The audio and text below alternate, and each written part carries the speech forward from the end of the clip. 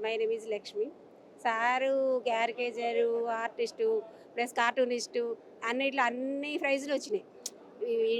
Village prize ఉంది, district prize ఉంది, national prize, international ప్రతి ఒక్క ప్రైజులు ఇంట్లో ఉన్నాయి. ప్రతి ఒక్కటి దేంట్లోనైనా పిహెచ్డీ అన్నట్టు.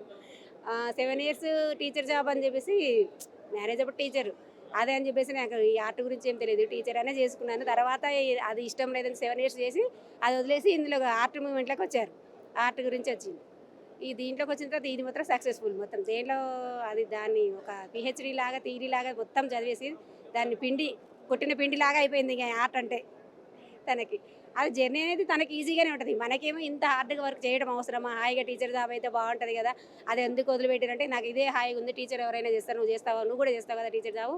నేను ప్రతి ఒక్కళ్ళు టీచర్ జాబ్ చేస్తారు. నేను చేయలేనది. నాకు ఇదే ఇంట్రెస్ట్ అని చెప్పేసి 7 ఇయర్స్ చేసి కూడా అది వదిలిపెట్టి దీంట్లో సక్సెస్‌ఫుల్‌గా ఇంకా, ఇంకా చేస్తా అన్నట్టే ఉంటారు.